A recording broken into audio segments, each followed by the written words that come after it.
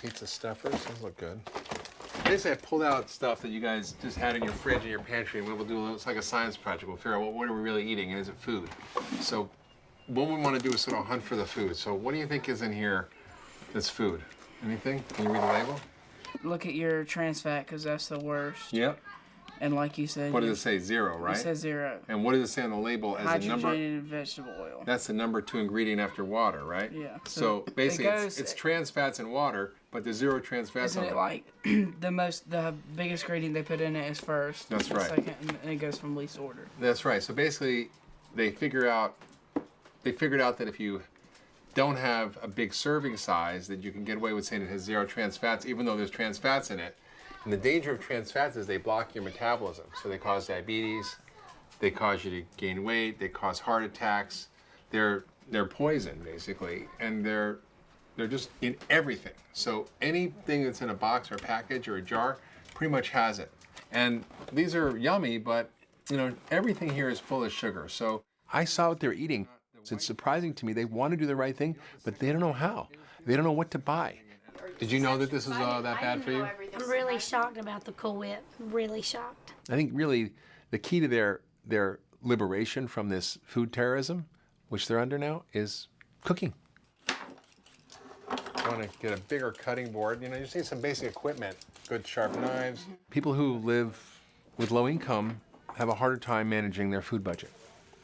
That's a fact. Mix greens, and then. But the reality is that junk food and processed food often costs more than real whole fresh food, and they don't know that. And it's important for them to understand that that's a myth, and that's what the food industry wants them to think. But there is well-documented scientific proof that you can eat well for less. That it's something I've done myself. I've fed a family of 4 for $600 a month, real whole fresh food, and I cooked my kids breakfast, lunch, and dinner, and I did it without taking up my entire day because I worked full time. The biggest job is really the carrots and the onions, chopping them up.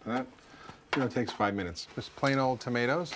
We need to find the time to cook simple meals. We don't need to be gourmet chefs and spend 4 hours in the kitchen, but you can make in a half an hour a fabulous meal for your family, and it's fun. It's enjoyable. You're doing something real. So your family has meals like these all the time? Every day. It's all I eat. Different kind of real food meal. Is this onion? Because I don't need any onions. Why don't you eat any onions? I've already tried it. Well, try this kind, because this is like a sweet kind. This is like a candy onion. Not a real onion. It's like a candy onion. Just try it. You like it? Pretty good. Pretty good, huh? Surprising. Yeah, it's good. So you mean if I made this, Brady could eat as much of this as he wants? Yeah, because if you ate too much of it, he'd be too full. If you have food that has a lot of nutrients and a lot of fiber, you can't eat that much of it.